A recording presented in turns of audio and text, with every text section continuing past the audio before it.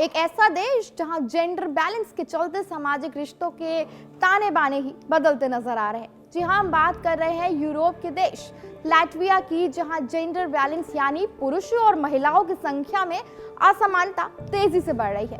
New York post की report के अनुसार लताविया में महिलाओं की संख्या पुरुषों से लगभग 15.5% ज्यादा है, जो यूरोपीय संघ के औसत अंतर से 3 गुना अधिक है। खासकर 65 साल और उनसे अधिक उम्र के लोगों में यह अंतर और भी ज्यादा है, जहां महिलाओं की संख्या पुरुषों से लगभग 2 गुनी बताई जाती है। वर्ल्ड एटलस के आंकड़े भी इसी ओर इशारा करते हैं और लताविया की महिलाएं भी कहती हैं कि यह असंतुलन सिर्फ आंकड़ों में नहीं बल्कि रोजमर्रा की जिंदगी में भी स्पष्ट दिखाई देता है। चाहे वो वर्क प्लेस हो, सोशल इवेंट, पुरुषों की कमी हर जगह महसूस होती है। चाहे कोई त्योहार हो या फिर किसी टीम गेम, सिर्फ महिलाएं ही उसमें शामिल होती हैं।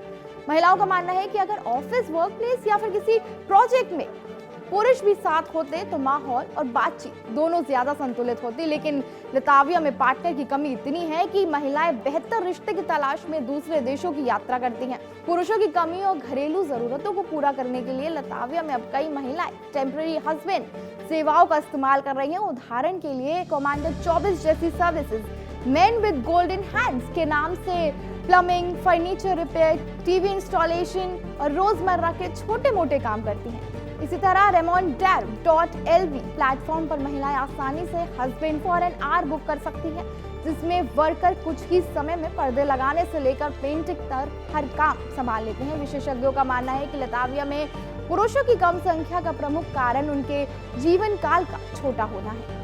देश में 31% पुरुष स्मोकिंग के आदी हैं, जबकि महिलाओं में यह आंकड़ा केवल 10% है।